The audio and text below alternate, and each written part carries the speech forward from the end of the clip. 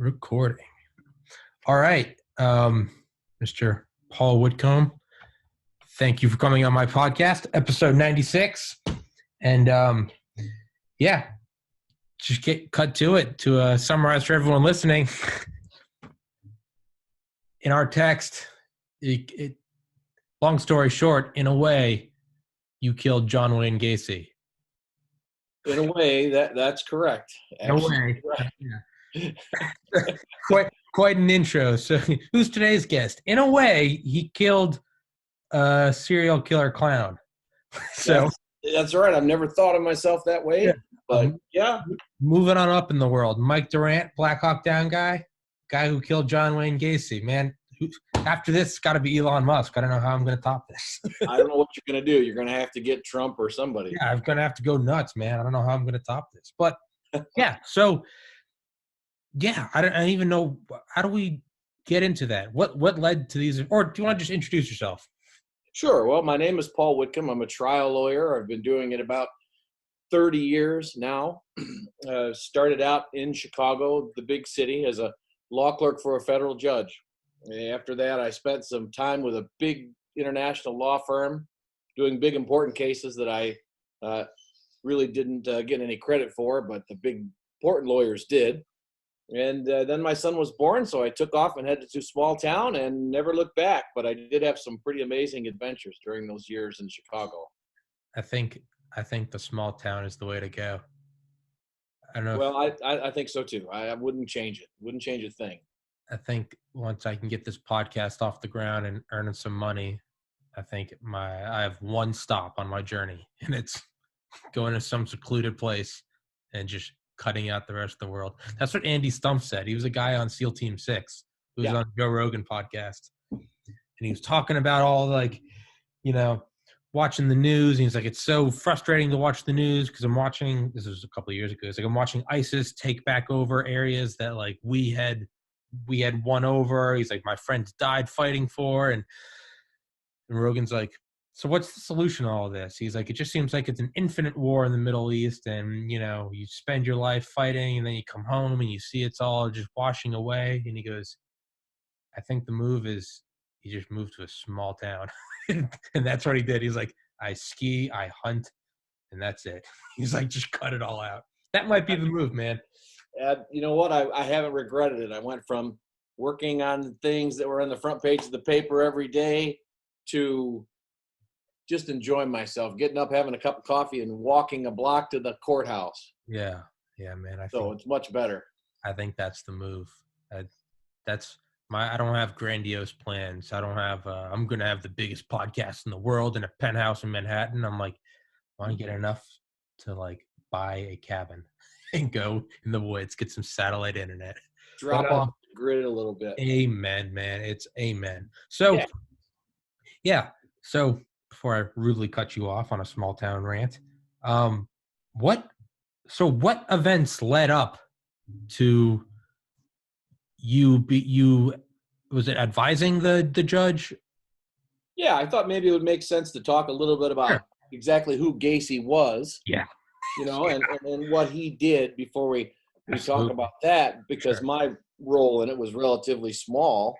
But as you know, John Wayne Gacy was at the time the most, I hate to use the word successful, the most prolific murderer in the United States history. Convicted of killing 33 young men and boys and burying most of them under his house and under his garage in Norridge, Illinois, which is a suburb of Chicago. Started out young boy in Iowa. His father was a veteran from World War I, had an alcohol problem and used to take it out on his son. And his son never quite measured up. And, that doesn't tend to turn out real well. So a lot like other boys that are abused, he ran away. Wound up sleeping in the back of a mortuary. And for whatever reason, and this has never been explained, but for whatever reason, he crawled into a coffin with a teenager who had died and spent the night with the dead body. And his life seemed to take quite a turn at that point. Moved back to Iowa, and he was quite a community leader. He was in the running to be the head of the JCs for the whole state of Iowa. He recruited people. He was a volunteer leader. He's a very successful businessman. A lot of people don't know he ran his father-in-law's Kentucky Fried Chicken, 3 different franchises. He made good money, the equivalent of about $115,000 a year in those days. He had a wife and 2 children and was living the American dream. And for some reason, that night he spent with that corpse made something twisted in him that never quite turned. And he started soliciting young men and boys for sex, and was actually caught and convicted of molesting a minor in Iowa back in the 1960s, 1968. A lot of people don't realize that he was sentenced to 10 years in prison in 68. So this is years before he committed any of his murders. But he was paroled after just 18 months, and on the condition that he move in with his mother in Chicago. And they bought that house in suburban Norridge where this all started. So this was a series of events where Gacy should have been stopped, but wasn't. He was arrested again in Chicago for picking up a boy at a bus stop and trying to force things on him. Again in Norridge, and that was dismissed. So he had 3 brushes with the law and these exact type of crimes, violence, sexual violence, that he escaped relatively safely. He was even on probation during this time from his Iowa charges, but back in the day, word didn't get back. Everything wasn't connected by computer like it is now. He got away with it, and that's how his life of crime really started. He escaped really close brushes with the law and actually did go to prison when he was in Iowa, but those records were sealed, and he was free to become a community leader here in Illinois. So he actually got into politics. There's a famous picture of him with Rosalind Carter, the First Lady of the United States, which is hard to believe. Yeah. And what's really amazing about it is he had on his lapel a button with an S on it. And what that meant was he had received special clearance from the Secret Service, that he was not a threat to the First Lady, who at that point was a candidate's wife. But can you imagine that they gave special clearance to John Wayne Gacy? A real embarrassment to the Secret Service later. Yeah, or a real what word am I looking for? Example of his, I guess, cunning or ability to go below the radar, or just to slip up on the Secret Service. It's well, he did have the record in Iowa. Okay. He was a convicted sexual predator and a felon, but somehow he got close to Rosalind Carter. So before we keep going, so when he spent that night with the corpse, how old was he? 18. So he still went on to become a relatively successful businessman, making adjusted for inflation $150,000 a year. He really did. There's no question. Okay. He was real intelligent. Yeah. So that's odd. So there's that night, but it seems like he was still. It's like after that night, he had 1 foot dipped in the pool of psychopathy, but he still had 1 foot dipped in like kind of American dream. Sure, he went from sleeping with a corpse to running 3 KFCs, having a wife and children, and being the president of the JCs. And that's pretty typical, isn't it, for these kind of guys?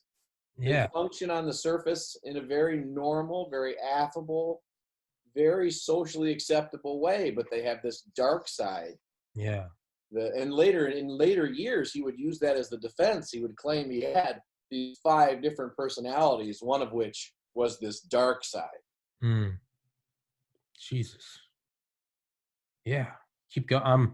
Normally I talk nonstop during podcasts, but I'm listening. I'm listening to you. This is Paulcast. So well, just go, man. To shoot in whenever you want to. Oh, sure. I'm kind of intrigued. I'm just listening to this. So please keep going. Please excuse. So we bring ourselves to 1972, and he establishes a contracting business here in Illinois, and is successful at it.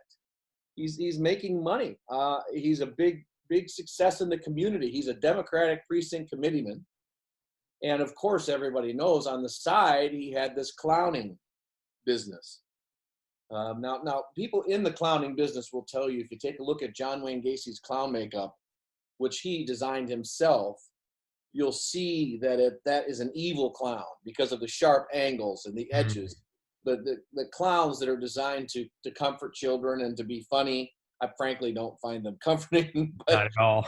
but they have rounded edges and softer edges, and everything is totally different than John Wayne Gacy's Pogo the Clown, which was all angles and all dark and all very disturbing. Maybe that's you're talking about makeup for the people listening. You're talking about makeup. Normal clowns, yes. Think of like around the mouth, circles. And John Wayne Gacy, if you look at it, it's like almost pyramids. It's sharp. Yes, triangles. Okay. Mm-hmm. Okay.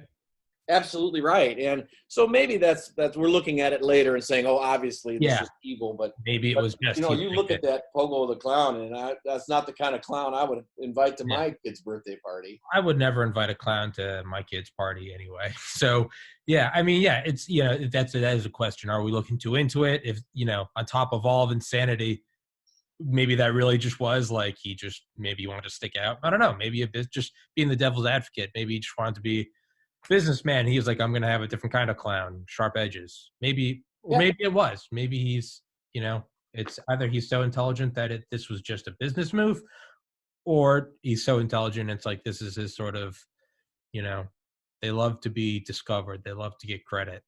Maybe that's something is like here's in hindsight type of thing. It's really hard to say. And keep in mind that most of the things that we're talking about today that involve details of his crimes, his early life, they come from him. So there's no way to really verify a lot of these things. Okay. He could have, and probably did, have some rationale, some motive for spinning things his own way. So the story of him, like, for example, crawling into the coffin with the corpse, his father beating him, things like that, those come from Gacy himself. So take it with a grain of salt to that degree. The things that we do know, of course, about his crimes and what he committed, that's a different story. But that brings us to 1972 in Norwich, and here he is. And the story of his first killing is really very interesting. If, in fact, this was his first killing, he had picked up a young man at the bus stop, which became his M.O. Chicago has a large bus stop in the South Loop, Greyhound station, that it's huge, and people from all over the country flow through there, and there tend to be a lot of drifters. And it's a perfect place to find somebody that no one is looking for. Gacy was sophisticated enough, like a lot of serial killers. The Green River Killer, for example, Gary Ridgway, was very similar. He would pick victims that nobody would miss. And when that stops, when they start getting sloppy, that's when we catch them. But when this began, he picked up this young boy, persuaded him to come back to his house for the night with a promise of bringing him back to the bus stop in time for his bus the next morning. Took him back. They engaged in sexual relations. The next morning, Gacy woke up to find this kid standing over him with a great big knife in his hand. And Gacy defended himself, wound up taking the knife and stabbing the boy to death multiple times. Gacy admitted when the boy was gurgling, drowning in his own blood, that he had what he called an explosive orgasm, and realized that death was the ultimate thrill, in his words. And then he went out into the kitchen, found out the boy had cooked breakfast for the two of them and had set plates for both of them. And he had just managed to wander in to wake him up and had never thought to put the knife down. And the whole thing was a big misunderstanding. But it awakened something in Gacy. And he buried him underneath his house. He didn't have a basement in a traditional sense. He had a crawl space. You know what that is. And with this victim, the first victim, the only victim that he did this with, he also covered the body with concrete.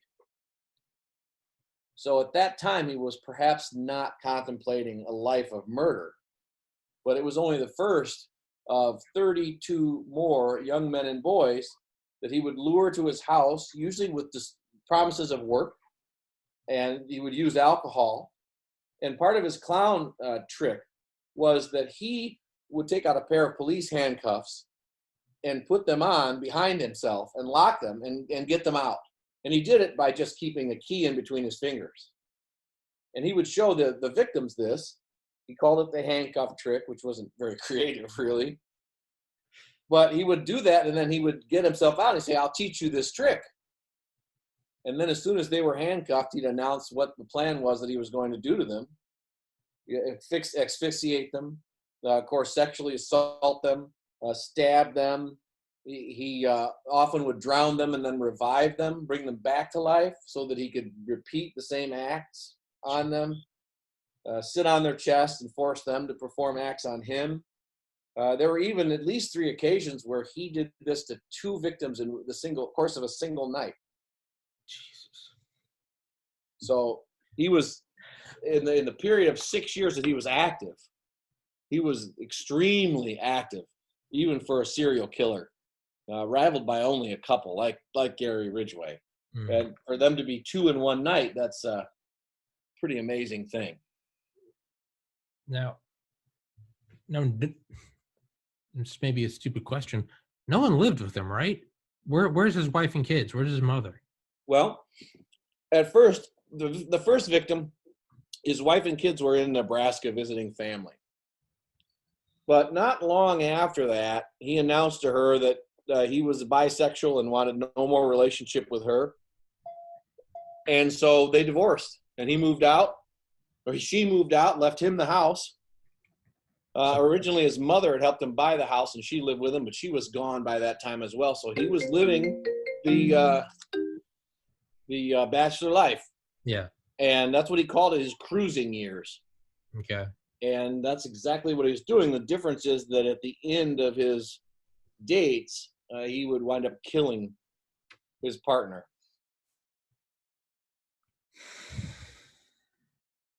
Man. And he got away with it for 6 years. Yeah, so he doesn't have a fully fledged basement, so he's just got a crawl space. So I'm not going to interrupt you. Just keep talking. Actually, that's any questions are good ones. So it seems like with the first one, yeah, he covered him in concrete, and by that you mean literally poured concrete, not like concrete rubble or cinder blocks. I mean literally entombed. Poured concrete. Yeah. I mean, if you were to be a killer, I mean that would probably effectively throw off the literal scent, correct? Well, eventually no. Okay. Because at one point, detectives executing a search warrant smelled the odor of decaying bodies coming up through the vents. But it managed to cover it up for years. Now, he didn't just throw them down in the crawl space. He actually had employees dig trenches.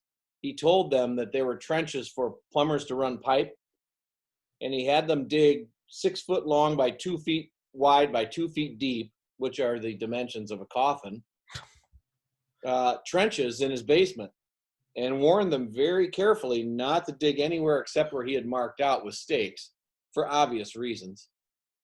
And they did this. And so Gacy always had burial spaces ready. Sorry about that. No, you're fine. Jesus, but I mean, I guess just as a 29-year-old guy, I'm thinking, yeah, if someone paid me to dig this, I would probably just be like, oh, cool, cash. You know, right? And the guy's a contractor. You work for him, so yeah, don't dig there. Well, of course not. It's probably a gas pipe or a cable. Exactly. Yeah. Now, of course, there's a significant amount of evidence that Gacy also had accomplices for at least some of these murders, including some of these people who dug those trenches. Maybe just some other twisted. Yeah, I mean, maybe he offered it as a service.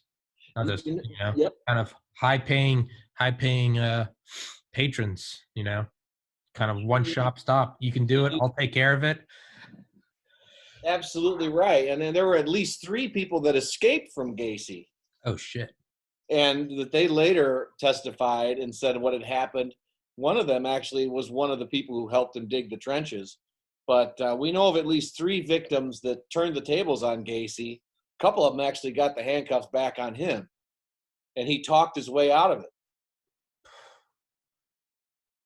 So 3 times 3 things times. didn't go as planned, or his victims would have been even more. God, that's so 33 in 6 years. So he's doing what, 5.25 a year? So he's doing one Well, every yeah, that we know of. 2 months. Yeah, that we know of. But it seems like, I mean, his last words wasn't it "kiss my ass"? He didn't do Well, shit. that's been written about, but the witnesses who were actually there said that had never happened. Okay. So that might have been earlier in the day, maybe in the yard, or maybe when he was walking to the execution chamber, but not when he was on the gurney, because there were witnesses there for the state, and they said that he didn't say anything at all. Hmm.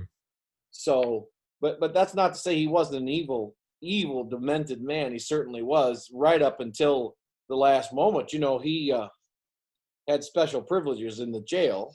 He was writing things. He was painting. His paintings sold for a lot of money, and that bought him privileges in jail.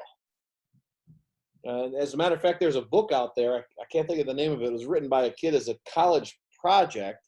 He had written to Gacy. Gacy invited him to visit him in the jail, and when he showed up, Gacy had a fancy 3-course meal set out for him, tablecloth, candles, everything. The guard left, and Gacy assaulted him right there in the jail. Jesus Christ. Can you believe that? Jesus Christ. Yeah. I mean, it makes me think of like, not the assaulted, but it makes me think of like Goodfellas, like, Oh, the red absolutely. wine, slicing and we won't give Tray, we won't give away any details for tomorrow's podcast. But very like kind of mafia privilege. Yes. Well, he was a celebrity. So when I thought prison privilege was like I thought that was like a not quite a euphemism. I thought that was like when the Nazis. I'm reading a book called K.L. A History of the Nazi Concentration Camps by Nicholas Voschman. It's a dark book, but I didn't realize this from like 1933 to 1939. They called taking people into concentration camps. They called it protective custody. So again, just another euphemism, right? Final solution, but cultural hygiene. Yes.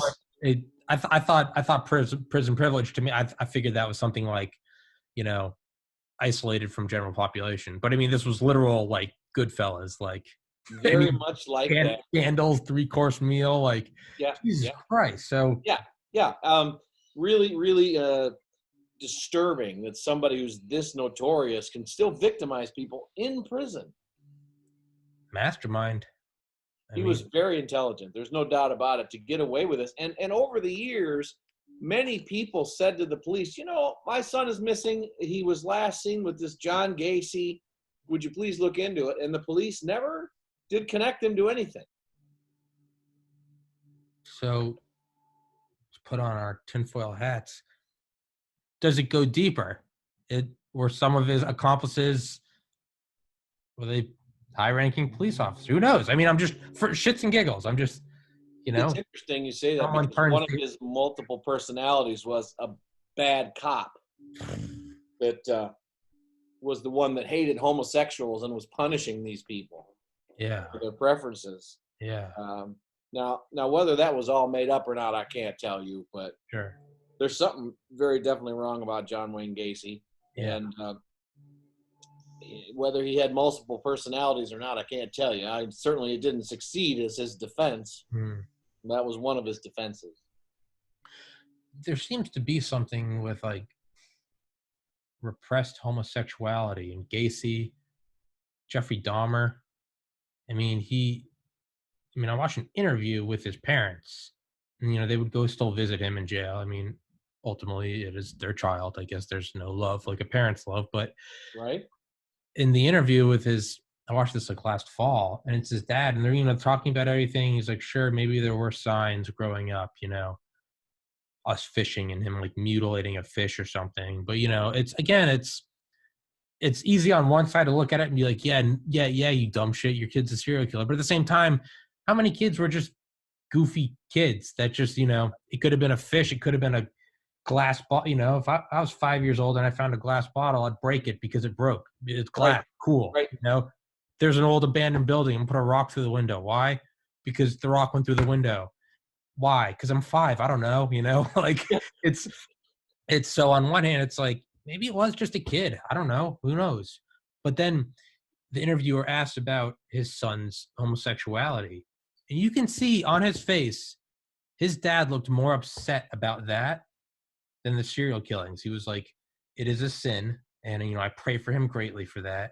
And it's like, I'm not justifying anything Jeffrey Dahmer did, but I mean, like, you kind of get like, oh man, here's like I wonder what that does do to you in your formative years when you're, your dad, your father figure. I mean, it's like Joseph Campbell, The Hero's Journey. It's like atonement with the father. Like, what if you never get that sort of man to man, I see you eye to eye as a now a full grown man. What if it's always, you know, you're a sinner, you're an abomination. What does that do to you? There's an interesting thing about that with regard to Gacy, and that is that after Gacy successfully managed these KFCs, had the children, was a relatively popular member of society in Iowa, his father did come to him in tears and say, "I was wrong about you, son." Gave him a hug. They reconciled. Though I can't imagine that continued once Gacy was sent to prison for what they called sodomy in those days. Mm.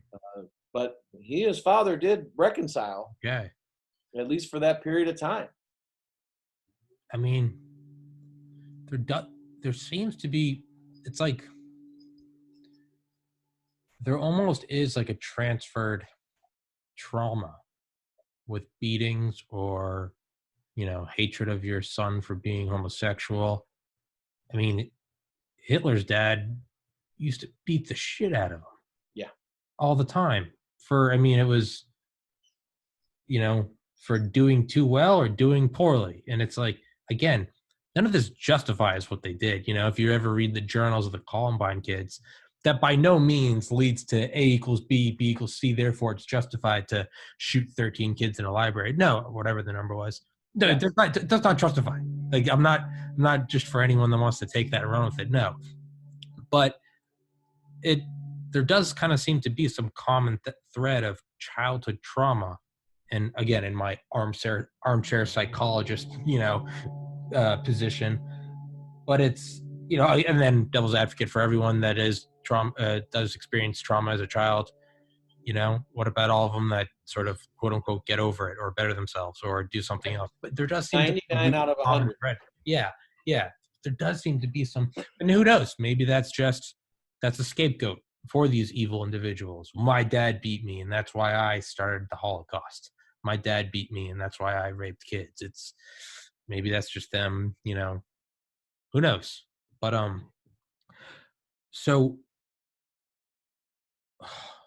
so 3 guys got away 3 of them. And that we know of. that we know of. Is there any reason? Because some serial killers, in my completely limited knowledge, they either inflate the numbers almost comically large. I killed 500 people. Sure. It's like I'm in prison for life. Like, might as well go down as the best. Right. With Gacy, it's 33 proven. In what way is that? As someone with a biology degree, no experience in law, no, I'm not someone that even has like a good knowledge on serial killers. How is this proven? 33 bodies. Okay, all right. Well, there's the nail in that coffin. No, perhaps not the best terminology. 26 under the crawl space and one under the garage, and the rest floating in the Des Plaines River. Jesus Christ! And so he didn't say there were more than 33. He didn't try to inflate it. Okay. No, when he confessed, actually he confessed to his lawyer first. After there's a long story leading up to that, but he said, "I'm responsible for the death of 30, more or less." He didn't really even remember their names or the exact numbers, and he swore that the bodies had all been uncovered when they kept uncovering more. So he did Mhm. not try and inflate Okay. his so-called accomplishments at all.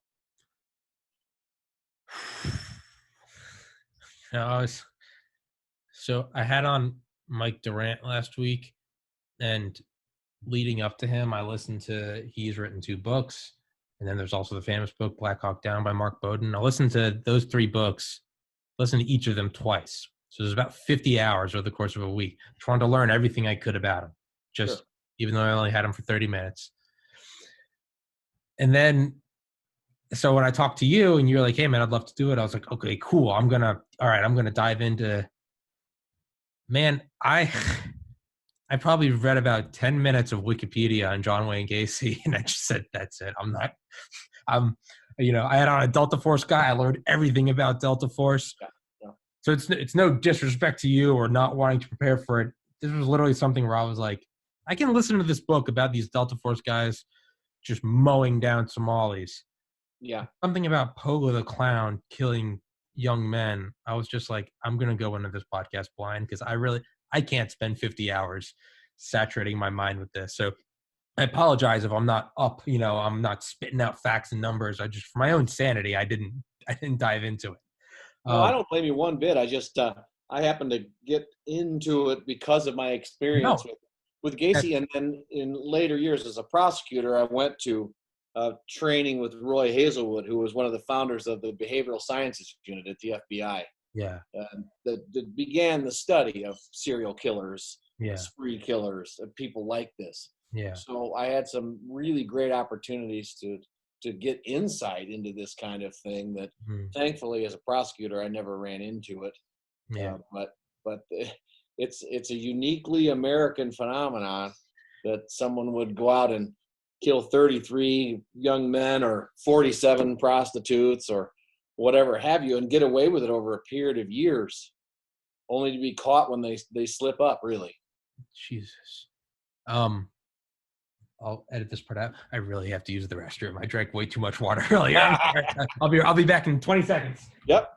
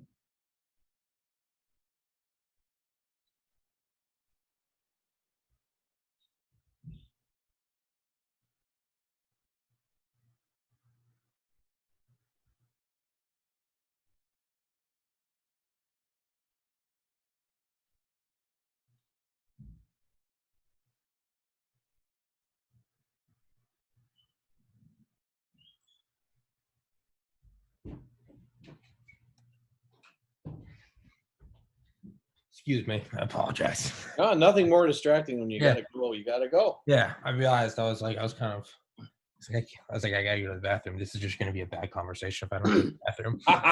Um, and by the way, when I say go for about an hour, I always tell people that just so they don't feel like I'm holding them hostage. We can go any amount of time we want. We can keep Sounds talking. fine to me. Yeah. Sure. So I don't want you to think that I'm cutting you off on now or anything. But okay. So you said uniquely American phenomenon is is is that accurate?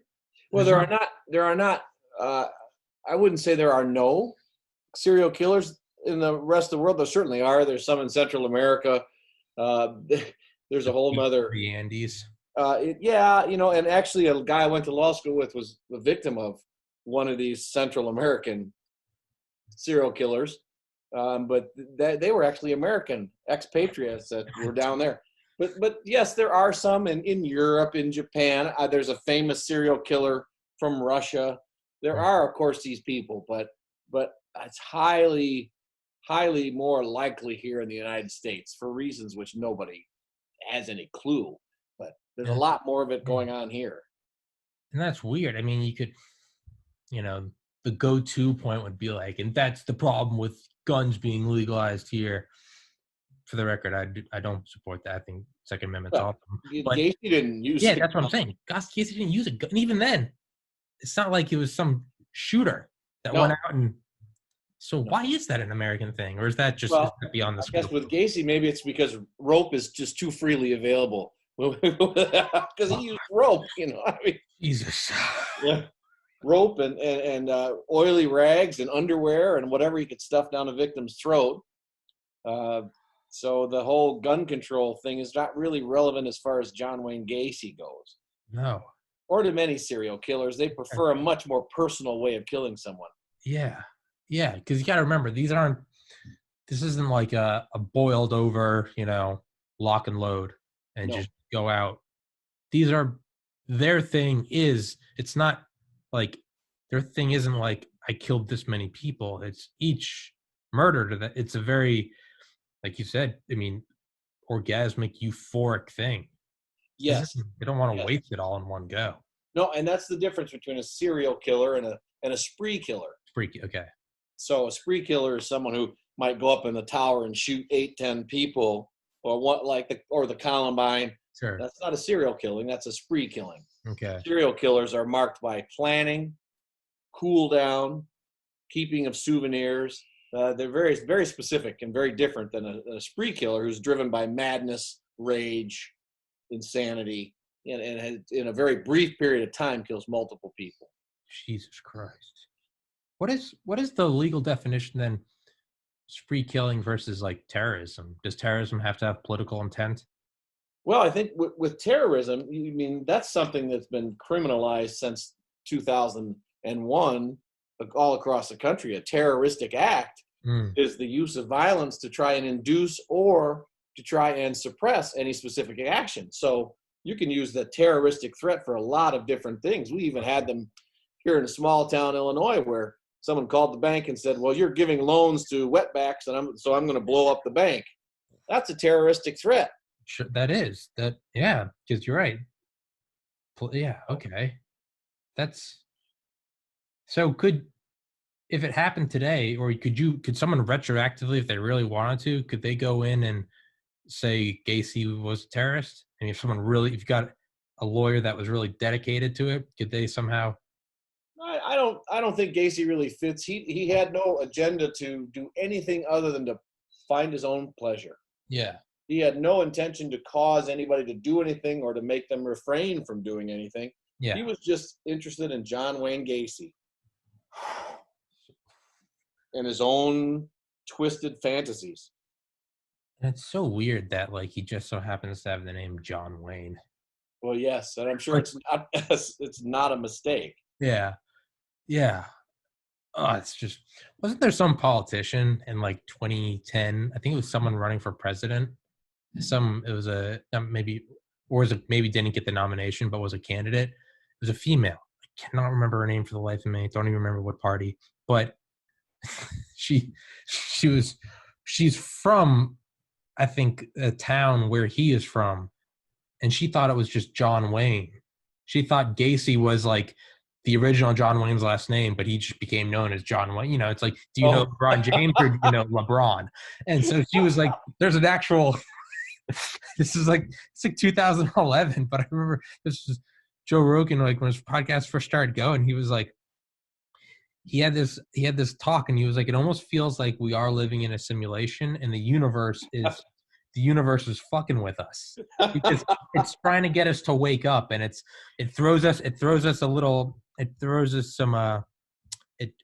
sprinkles some evidence on us that we're in a simulation, and then if we don't wake up, it goes, all right, keep going. We'll keep going. So the first one is Anthony Weiner gets caught sending dick pics, and he's like, really?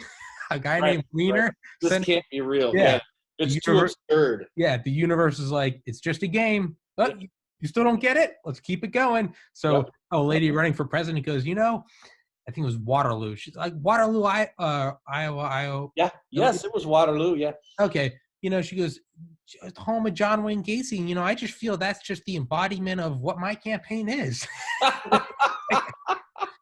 It's like, if there's ever been a political suicide, my That could God, be it. not deplorables, not 47%, Yeah, right there. that's pretty bad. Yeah, you That don't is, want to pull up John Wayne Gacy as your campaign no, image yeah, I for remember. sure. Yeah, I remember me But and it's, my it's friend. bizarre things like that that allow us to catch these guys. That's how he got caught. It was a bizarre little mistake Yeah, that it was just luck. It was pure luck that the police yeah. actually caught the guy. So let's go into that. How did he get? Because, like I said, I, I admittedly did not do my studying intentionally. So, how did he get caught? What happened? Well, I suppose the basement or the crawl space had to be filling up at some point. You've got 26 bodies down there. And neighbors had complained about lights going on in the middle of the night, lights going off, screaming, yelling, crying in the middle of the night. Nothing had happened. They'd interviewed Gacy on a number of missing young boy cases, sometimes 2, 3, 4 times, always believed him. He was just this community leader, and they believed him. One time he was at a local grocery store and he met a young boy that his name was Peace. I think that's how you pronounce it. The guy worked there. Kid worked there. And Gacy met him at the back. He went in, he told his mom, I'll be right back. I'm going in to check on something. Went in, Gacy met him and convinced him to leave with him. And took him home. The kid was never seen again.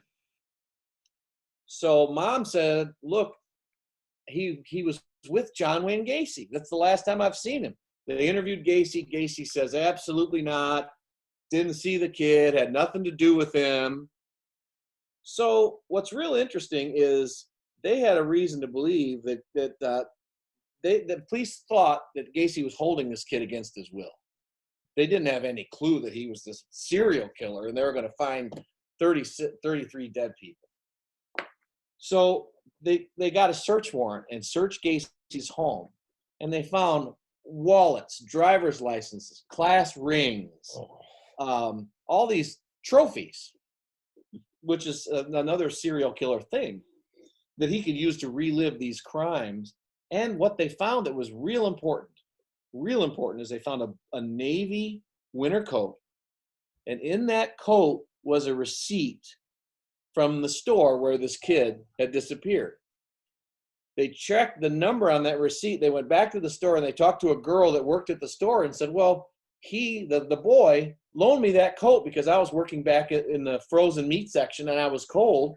He loaned me that coat, and I had take back in the day, this is before your time, but back in the day, you'd have to take film to be developed. Yeah, you couldn't I just know do that. it on your phone. I know that. Yeah. So she took film to be developed and got the receipt for her film and put it in the coat pocket. And forgot the receipt was there and gave the coat back to the boy. So that's how the police knew Gacy was lying about not having contact with this young man, because they found his coat with that receipt in Gacy's house. That's so terrifying. And that started lockstep surveillance of John Wayne Gacy. That's so terrifying how he gets away with it until there's the, I guess, literal coat, but metaphorical. There's the, as Mike Durant said in his book about how everything went wrong with the guy falling out of the helicopter at the beginning. Yes. He describes it as like a thread on an old coat. It just starts to come undone. Exactly. And it doesn't seem like much, but in hindsight, when the coat's just a pile of string, you see in hindsight, it just started to come undone. So that was it. That was it. The receipt in the coat pocket was that loose thread that you're talking about, that when the police tugged on it, started to come out. It started to come out, and that led to them following Gacy everywhere he went for hours and hours and days. And Gacy was very friendly. He bought them lunch. He bought them drinks. He invited them into the house. He did everything to cooperate with them, but eventually it wore him down. Yeah. It's probably like, no brainer. But again, from my non-legal or criminal mindset, it makes sense. It's like, so what's the big deal? So what? He had this coat, but it's not just that, but it's, well, then why the hell would you lie about it? Right. What is the reasoning behind it? It's, yes. It's like if, it's like if in a week you found out my name was actually Jared, you'd be like, why did you lie about that? Like, it's just Right. a What tiny for? thing. Yeah. The real Tommy's chopped up in my basement. No, it's so. But so to rewind it a little bit, he had been interviewed a couple times about other missing people. Oh But yes. this is before, like you said, this is before the digitization of everything, right? This was Yeah. 70s, Now, early. before, not only was he interviewed about missing people, but he was actually charged twice with sexual assault on young boys Yeah, in Chicago, yeah, and he'd been convicted once in when Iowa, yeah, and when he was on probation for that when he was charged in Chicago the first time.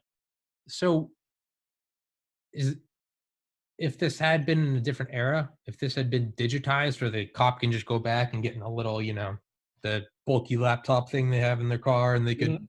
oh, John, but this is before that. This is just, Yes, it is. But there's no yes, way. this Yeah, probation officer in Iowa never found out that he was arrested for the yeah, sexual assault on the boy in Chicago. yeah. And how can you? It's like, how many people can you keep track of, right? And it's, and Right. what is the priority? Is this, at a time when shit like Watergate's happening, it's like, why am I following this one guy? Because everyone could potentially be that guy who has the Right. resources. And the Yeah. victims are not exactly the kind of high profile victims that generate a lot of heat and a lot of pressure to It's not, solve these crimes. it's It not was just some JFK. drifter Yeah. passing through Chicago on the bus. Yeah. It's not JFK where the CIA and the FBI are going to track down everyone's mom and everyone's mom's childhood friend who killed. Right. And it's not to diminish the value of these No, people not at all. but It puts it in perspective. How did he keep getting away? It's okay. Let's look at the era, technology. It's, there's not, I can't pull up my touchscreen and, okay, this is John Wayne Gacy. No, this is just whatever. right. And And he had his record sealed from Iowa, something for a sex offense you cannot do today. We have sex offender registries. yeah, Not only would he never have gotten out of prison after 18 months like he did, but he would have been a registered sex offender most likely for his whole life just based on that 1968 conviction.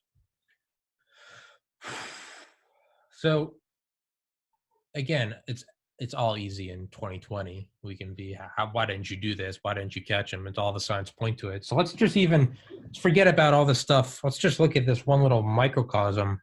He had been interviewed about multiple kids or multiple missing people. I feel like that enough is like, wouldn't you just at some point be like, okay, isn't it weird that whenever someone goes missing, we somehow or another get a tip to this guy? At some point, would you be like, when is it, at what point does it become mathematically improbable and just like, okay, why is everything lead to this guy? Even though he's just a successful guy, wife, kids, runs a couple franchises, at some point, it doesn't matter who it is. You'd be like, this isn't normal. Lightning doesn't strike twice. Where there's smoke, there's fire, Yeah. right? Yeah. And here there was smoke. He's convicted and sent to prison in Iowa. He's charged again here and then charged again. Yeah. So what's going on here? Yeah. It's easy for us to look back at it and say, and the truth is, Chicago Police Department didn't talk to the Norwich Police Department. They didn't talk to the Waterloo Police Department. They weren't all connected, like you said. Yeah. As you pointed out, it was a different era. And again, everything was on physical files, on cards, in Rolodex files, or in hard files, not like it is today. Yeah. And even if it was all connected,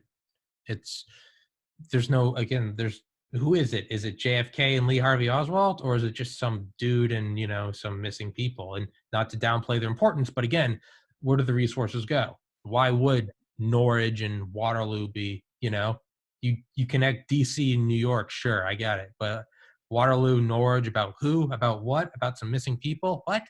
Yeah, whatever. It's just as easy to think, well, they just drifted on to the next place. Yeah. We don't know that they're dead. We didn't have a body. Yeah, exactly. They're just gone. Yeah, Maybe they just ran away. They're troubled young men. Yeah. And drifters. Yeah. And again, so it's like, again, even to just downplay the point I just made about, at what point do you go, how come all roads lead back to this guy?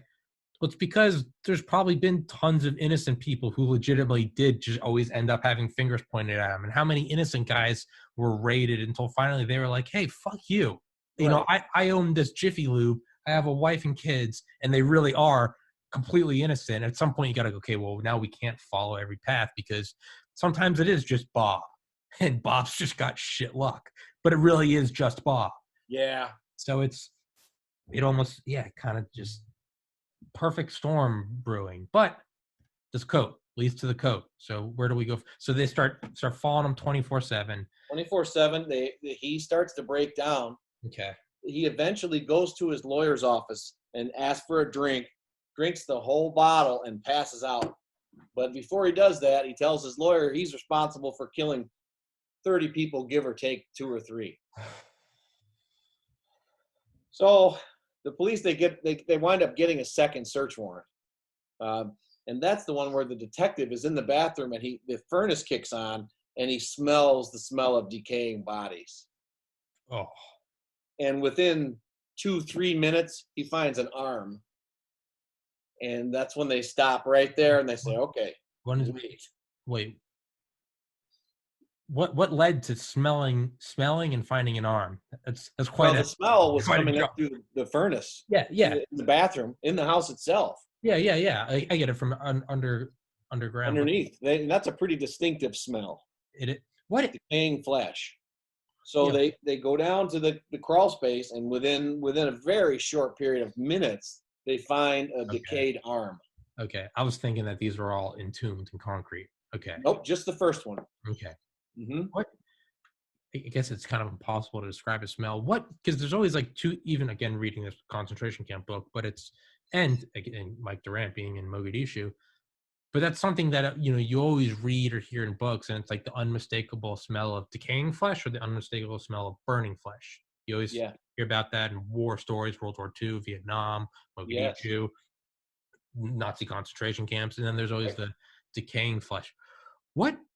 Is there any way that smell can be described? Because it doesn't seem like that's something that like you'd want to let everyone experience once, just so everyone has eyes and ears. It's somewhere between the smell of a skunk and kind of the smell of natural gas. It's very pungent like that and very repulsive. I swear to God, this last summer, every once in a while, there would be a smell that I would almost vomit. Yeah. Last summer, and I was doing like renovation at this apartment, just carrying stuff. And it was right by these dumpsters, and like there's a couple times on like a couple dates where like I couldn't go near it. I would literally tell the guy, "Hey, I'm going to do this part tomorrow." Because I'd walk by it and I'd get to the top and I'd start heaving. Yeah. I've always thought in hindsight that smell was so bad. I almost feel like I should have. I don't want to like waste people's time, but I feel like I should have called the cops. Well, it could have been a dead cat or a raccoon or something like that. Let's hope so. Yeah. Okay, well, that's what I'm saying. I always feel like that's something that, you should, there's like a couple things you learn in life growing up. It's like, don't talk to strangers, blah, blah, blah. I feel like one of them should be like, you get it burned into your brain when you're in like kindergarten. This is the smell of decaying flesh or something. That one, and if you ever see a gun, don't touch it. Yeah, don't touch it. Yeah, all guns are loaded. Yes. Yeah. Yes. Practice trigger discipline or Darwin's coming for you.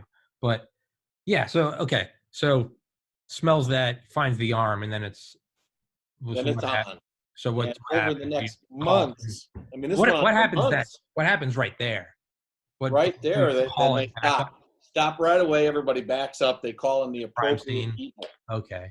And they start digging, and they find body after body after body after body. Sometimes 6 and 7 bodies in one day. Then they had Christmas, so they had to pause. Can you imagine being one of those police officers going home for Christmas? Then they had to pause again because the blizzard of '79 hit Chicago, and they didn't actually dig up all the bodies until March. So you're talking about December through March. This was going on, and on the news every night, the coroner's wheeling out another corpse, and most of them died of asphyxiation or strangulation, except for the 10 of them they couldn't tell how they died. And one of them had multiple stab wounds to the sternum and rib cage, and we know that to be the first victim.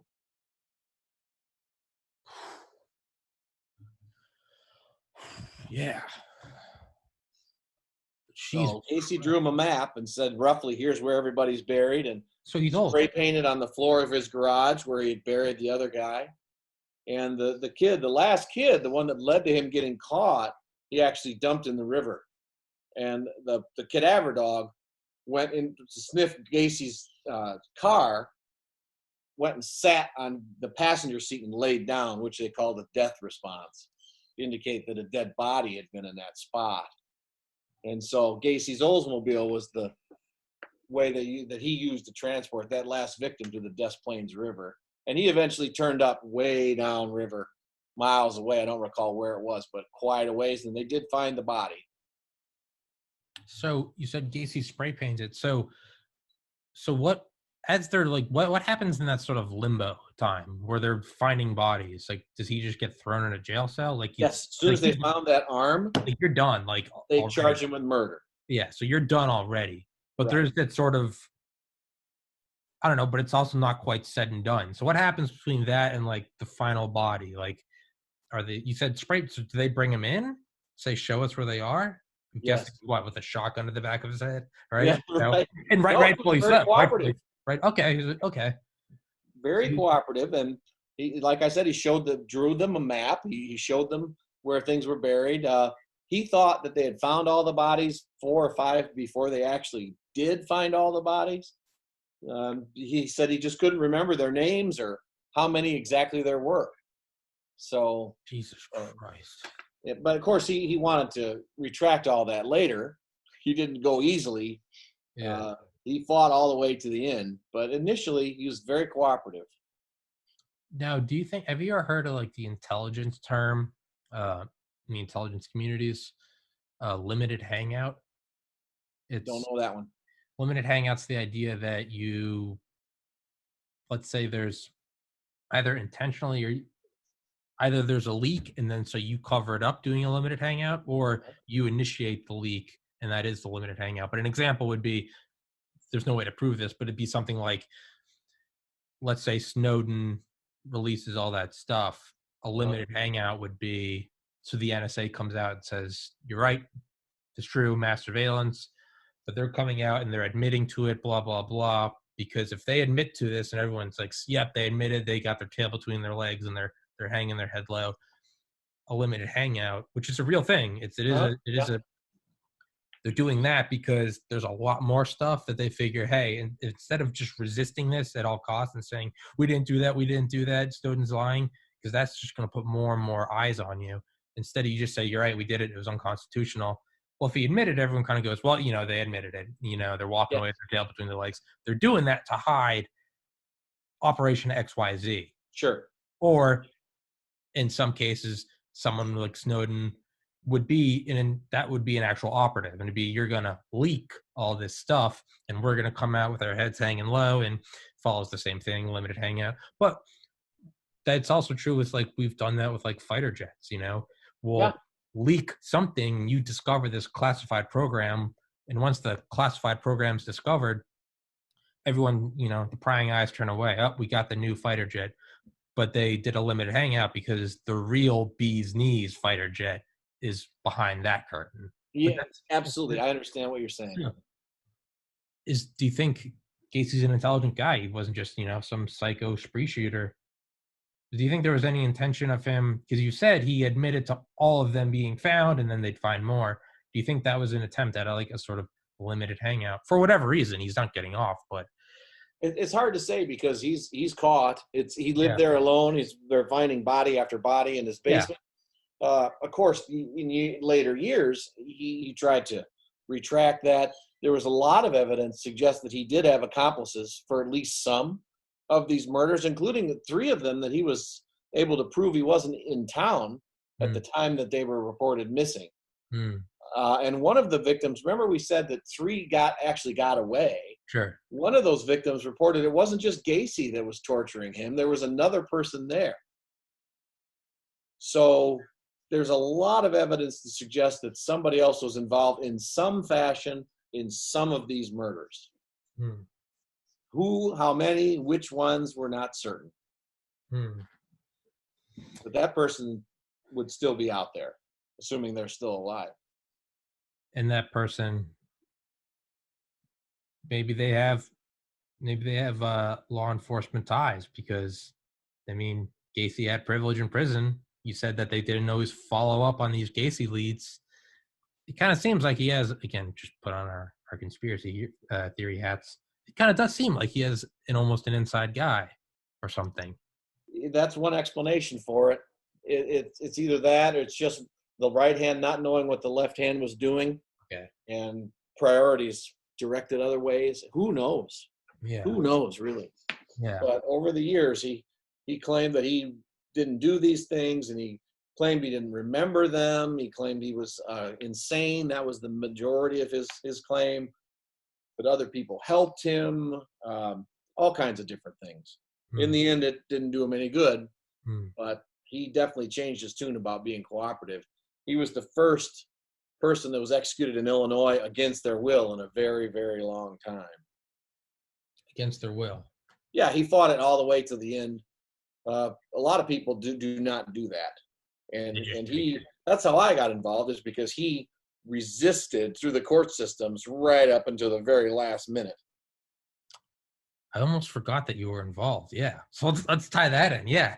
So, yeah. So he's, how long is he?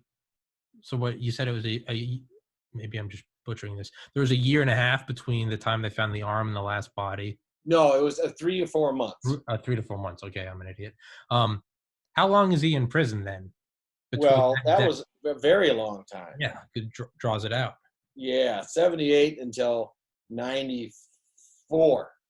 So that's a long time. Yeah. 16 years of all of the appeals through the up and down the state courts and the federal courts and even final appeals to the United States Supreme Court, which were all denied by the Friday before his Tuesday execution date.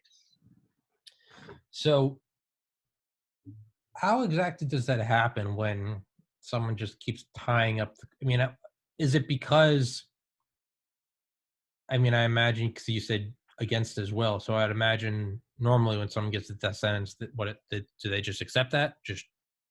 It's very common, that not every time, but in Illinois, the last few executions before Gacy, they did not continue to appeal. They withdrew their appeals. Okay.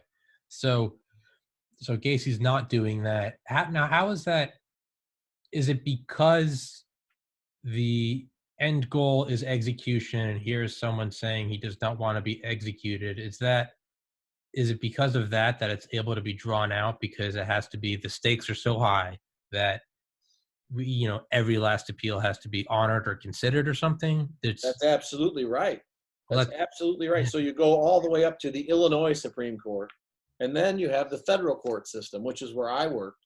Okay. Where you can go all the way up to the United States Supreme Court. And it was those appeals that took from 1978, 1979, all the way till the 1990s.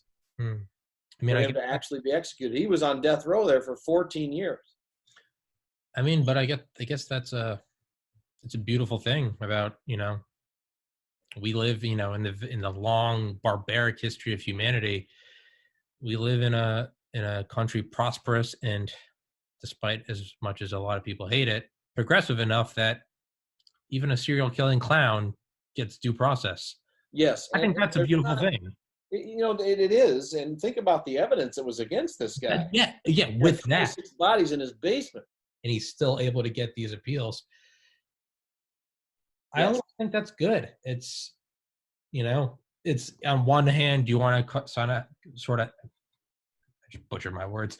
On one hand, you sort of just want to be like, fuck this guy. He killed 33 people. Get rid of him. But on the other hand, it's like, it's kind of good that everyone gets that fair shake, even if they are just it's final. Yeah, because it's final. It's not just like, oh, well, you can be released from prison and get, repaid for all your lost time. It's like, no, because once we're sending you beyond, on the great beyond. Especially in a state like Illinois, which is known for being corrupt from a long, long time ago. In Illinois, we no longer have the death penalty. Okay. And part of the reason for that is we've actually released more people from death row because we found out they were wrongfully convicted than we actually executed. And that points to why every appeal does have to be like why someone can drag it out for 16 years or 14 years. Yes. Is because you can't, because what happens when you do execute someone that was wrongfully executed? Like you can't come can't back undo from it. that. That's like you can't. So like yeah, you have to. Every case has to be treated like it's almost like the legal system is like a surgeon, and it's like every case has to be treated like it's the president. That's absolutely right. And there have been many cases, and I've been involved with a couple where people were on death row for 20 years, and it turned out DNA evidence comes out, the science is improving. We can now prove that someone else committed this crime. Yeah. And that's happened in Illinois many times. Yeah, and that only needs to happen once to I think that that has to be the precedent forever. Be like Yes. if it happened once, it can happen again. Like You bet it can, because our system is not perfect. It depends no. on the discretion of police officers, the credibility of witnesses, the intelligence of judges and juries. All those things are of variable quality. Mm. So that being said, how does it get to a point where even if someone's resisting it, it does get to a point where it's like, nope, you lost. Eventually, you exhaust all your appeals. Gacy had spent 14 years, more or less, appealing, arguing every possible thing from I wasn't in town, I was crazy, my lawyer was terrible, the death penalty is inhumane, all those things, and they had all been rejected, all the way up the court system.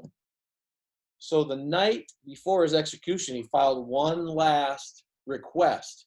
It's called habeas corpus. It's Latin for you have the body. And it's him going to the federal court system in Chicago. He had now been transferred from Menard, which is a horrible, scary place down in southern Illinois where he had been held, to Joliet for his execution. So he filed a last-minute appeal, habeas corpus. Everything else had been denied by the courts previously. As of Friday, the United States Supreme Court had not intervened to stop this. Filed it, it got assigned to the judge who I worked for as law clerk that day. Mm. And so we knew that we were in for a long night.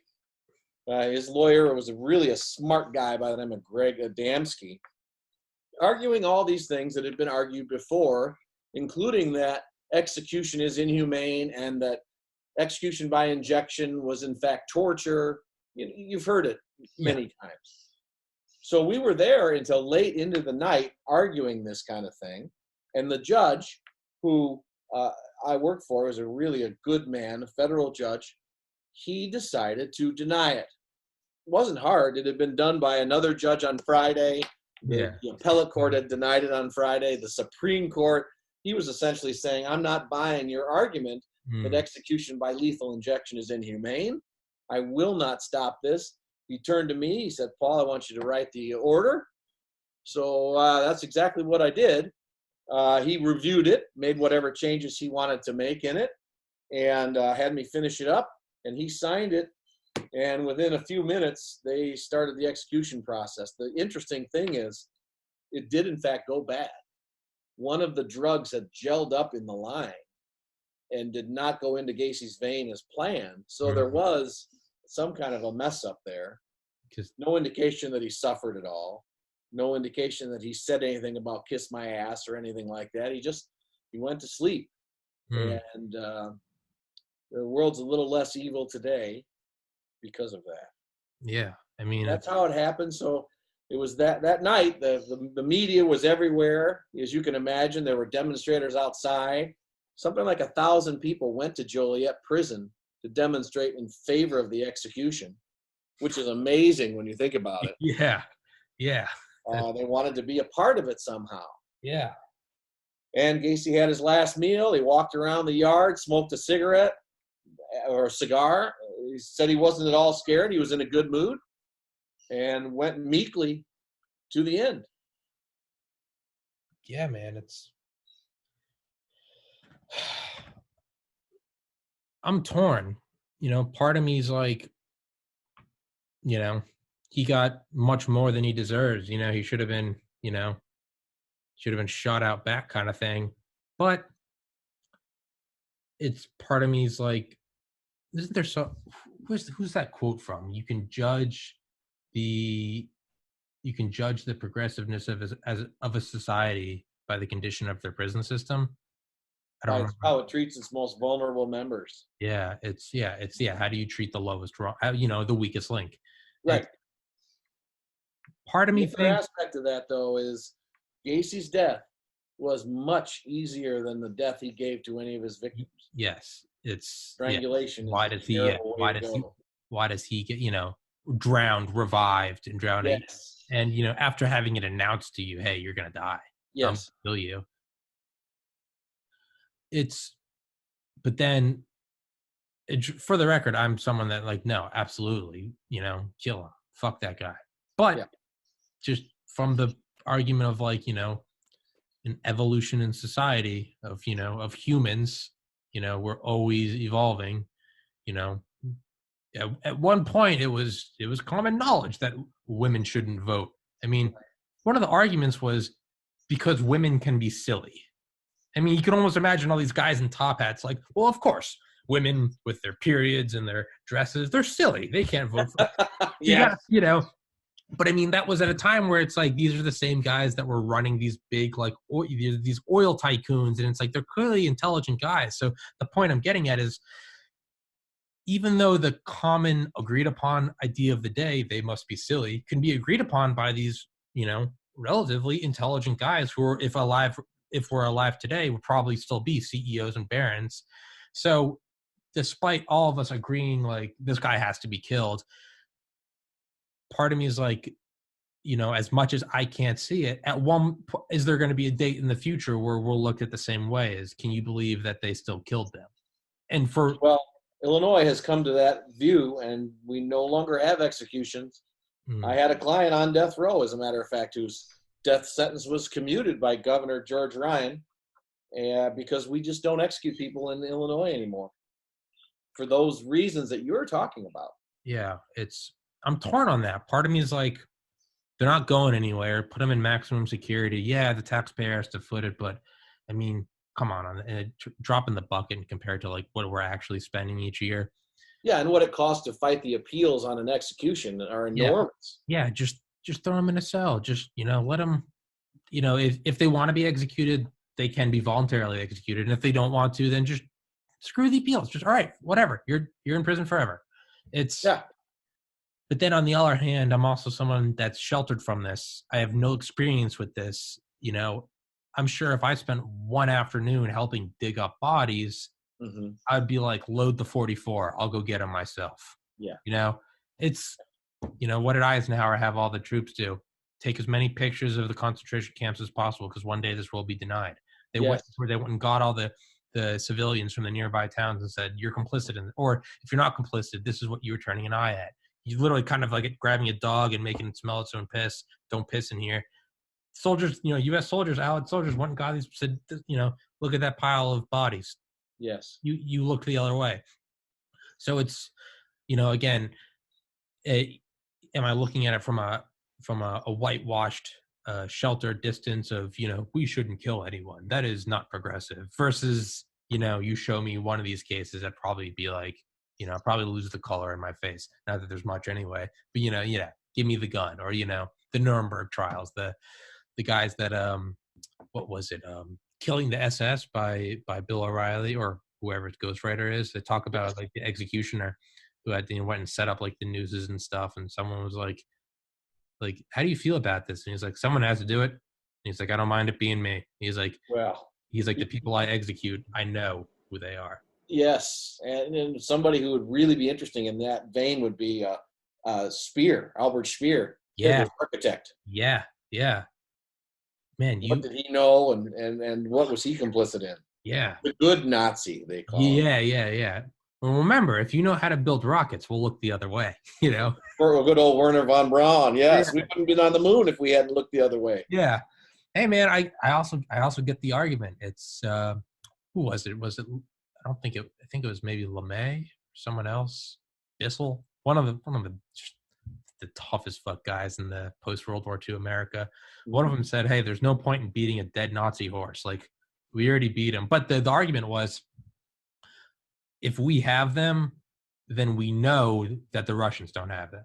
That's right. If it's in my hands, I know for a fact it's not in your hands. Yes. And it's, I guess, could you can make that argument. Be like, hey, this guy killed 6 million people. And it's like, yeah, well, if we give them to the Russians and the Russians advance their ICBM program and they shoot some megaton warheads at New York, they could kill 600 million people, 6 billion people. So that's one thing I've learned is Unit 731, that Japanese unit that made the Nazis look like Girl Scouts. Yes.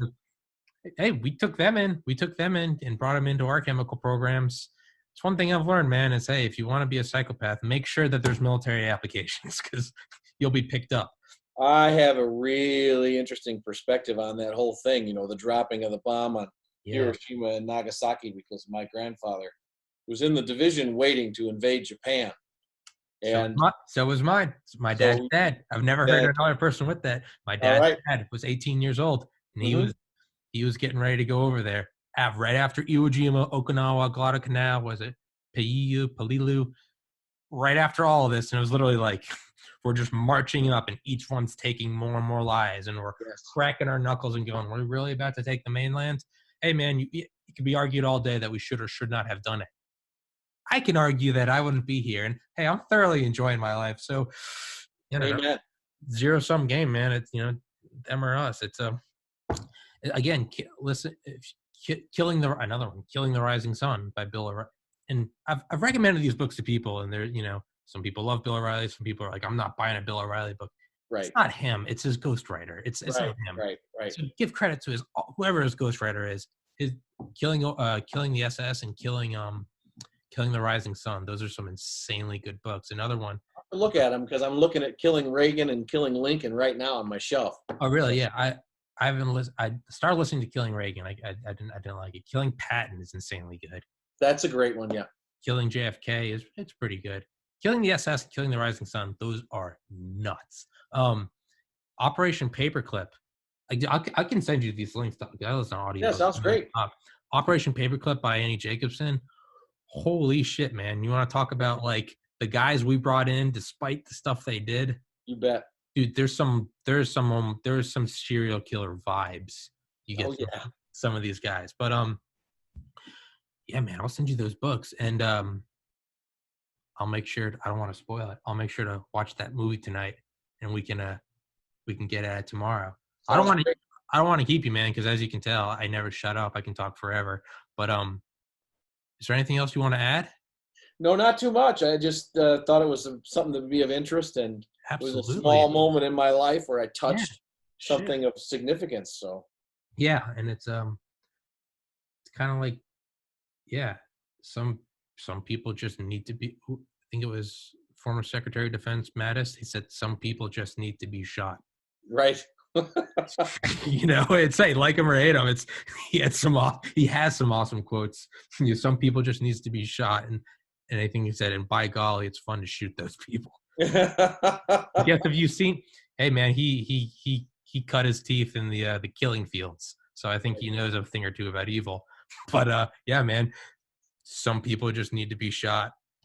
Well, John Wayne Gacy qualifies if anybody does. Man, I think we would have woken up from the simulation if, for whatever reason, John Wayne killed John Wayne Gacy. Wouldn't that be interesting?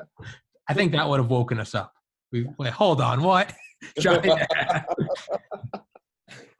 All right, man. Well, thanks for doing today. I'll see you tomorrow, because for everyone listening, we're doing one tomorrow. Tomorrow's will be exciting. Yeah, man. Can't wait to do it. And enjoyed it. You're an awesome guest, dude. I hope you plan on doing more than just tomorrow's. I'd love to have you come back on and tell more stories. I'd love to. Hell yeah, man. Hell yeah. I've got some recurring guests, none of whom are related. A recurring NASA guy, recurring Delta Force guy, recurring lawyer. It's some people are just good to talk to. You're one of them. Paul Whitcomb, thank you, sir. I will upload this. And how long was I in the bathroom? About 15 seconds, 20 seconds. The problem is if I don't edit it, the file size is so much smaller and it uploads in like 10 minutes. If I go in and splice stuff, it like somehow quintuples the file size. Yeah. How long of a silence was it? I'm debating. It wasn't bad. Wasn't bad? People can fast forward through it? I think so. Okay, I'm just gonna leave it up. I'm not gonna edit it out. All There right. you go. All right. Thank you, sir. I'll text you as soon as it's uploaded. Do another one tomorrow. Tomorrow's is gonna be good. Let's do Good to it, meet man. you, my friend. Thank you, sir. All Take right. care. You too. Bye-bye.